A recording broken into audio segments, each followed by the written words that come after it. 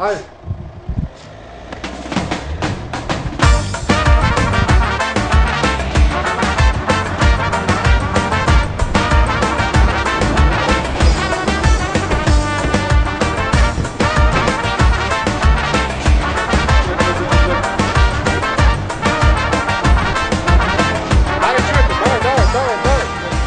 Истински екшън филм се разигра в София и то в продължение на цели 2 дни. Главни герои в действието станаха фолк-изпълнителите от Диапазон Рекърдс, Теодора и Тони Стораро. А причината – снимките на клипа към новата им дуетна песен «Пак те искам». Но се връща като гръв в сърцето ми. Не мога да отричам, ужасно те обичам. Тебе сме за лудница, лудница, нашето сърца не са. След като възпяха любовта си като престъпление в първото им съвместно парче, Теди и Тони решиха да направят истинско такова във втората им песен. Разбира се, всичко бе на шега. Тони, какво се случи? Защо си заключен? Защо си за трешетките? Направих една малка грешка. Ограбих една банка и затова съм за трешетки сега. Да покажем и причината да ограбиш банката. Теди, всъщност ние се намираме на снимачната площадка на новия клип на дуетната песен на Тони и Теди.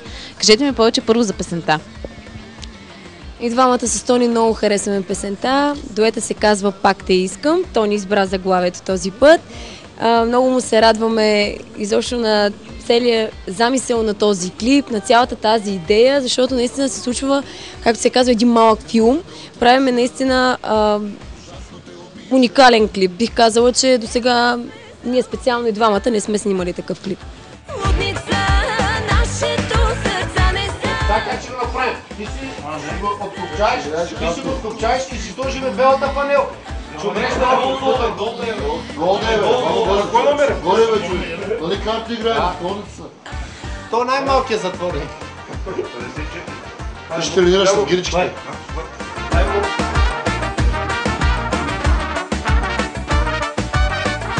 Режисьор на видеото е Ненчо Касъмов, а в клипа участват 40 статисти. Теди и Тони държаха да е нещо с история и 2-3 дена така помислих и им предложих 2-3 идеи. Те харесаха тази идея, която с екипа, с цели екип, който работиме, не са малко хората, за около една седмица осъществихме и мисля, че след няколко дни скоро ще има хубава продукция. Добре, бе, много екшен в този клип. Екшен, бе, трябва да има екшен, нали? Сега е зима. Сега е такова времето и България иска да има екшен. Ето е един хубав екшен, с който ще има и хубав завършък, един хепи енд. Пак те искам, чуваш ли? Завършваме с щастлив край. Накрая, няколко години по-късно, аз отново си чакам Тони и се прибираме заедно. Аз си забобелял, остарял. Чакам те. Аз съм дошла в момента на свиждане. Да, на свиждане. Тони, моля те. Ела си пак. Нищо за ядене има ли? Цигари. Друго. Аз нали съм тук, друго не ти трябва.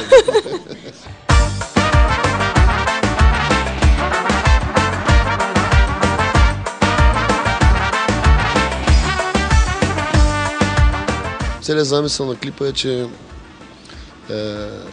една обич всичко може да направи и да накара човек да направи на различни глупости. Правя някакъв обир, вземам много пари и почвам да се радваме на тези пари, които съм ги присвоил за себе си по нечестен начин. Какво ще купиме с многото пари? Нали, телефонът ми звъни, казва, че идват ни приятели ме предупреждават, ФБР-то влизах, хващате после коли, бързо реагиращи.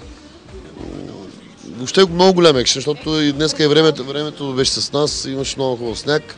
Върви!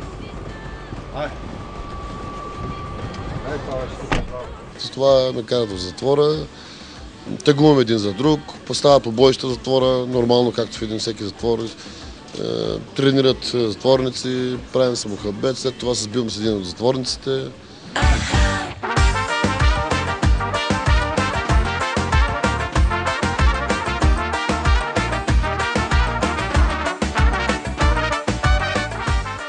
Макар и това да е декор, чувствам некомфортно вътре. Тук се чувствам на тези хора, които са зад решетките, но човек не трябва да прави рискове в живота, да не попада на такива места.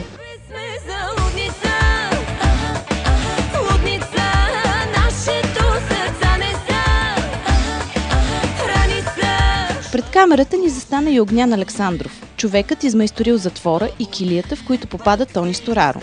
Колко време ти отне направата на решетките на затвора, на коридорите, на всичко? 4 дни отне целият декор, като работихме общо 7 човека върху него. Това, което тук направи сега, твоя идея ли е? Значи идеята беше на Ненчо Касамов и аз се доразработих. Искаше затвор и съответно това е, което аз му предложих. Първоначалният вариант беше доста по-обширен и доста по-подробен като затвор, но тъй като излизаше доста по-скъп, ще го преработихме, за да се съберем в рамките на бюджета. Дните ми без теб са черни петъци. Зная, че е грях, но искам с мен да си. Ти, ако искаш, може да излезеш. Ако наистина се чувстваш кофти вътре, освобождаваме те. Искаме от името на двамата да благодариме на целия екип, на всички момчета, които участват, защото наистина страшен студен навънка, вали сняг, всичко е натрупало, както се казва. Снимките, които са външните снимки, бяха наистина просто ужасно студено е, за 5 минути замръзваш. Целият замисъл на клипа наистина е страхотна идеята, за което хиляди благодарности на Ненчо, защото за пореден път доказва, че може да направим нещо различно, нещо хубаво, нещо скъпо. Не правим клип за 5 лева, ами... Скъпа продукция, определено скъпа продукция, но ние сме двамата. Ще ми кажете ли някаква цена? Колко струва това удоволствие? $2 милиона и нещо. Не в любов, в омраза ми се закълни, но преди това ме се уни. От чисто любопитство нямаше как да не попитаме какво се случи с откраднатите пари. Половината са в мене. Не можахме всичките да ги скрием. Ние тръгнахме да ги криеме, но те просто хванаха го. Но нещо остана и за вас, нали? Стана. Остана, аз го прибрах.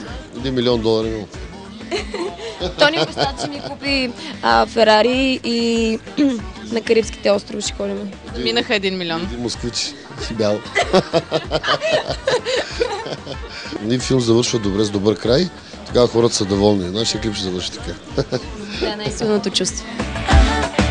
Да боли, пак ти искам, чуваш ли?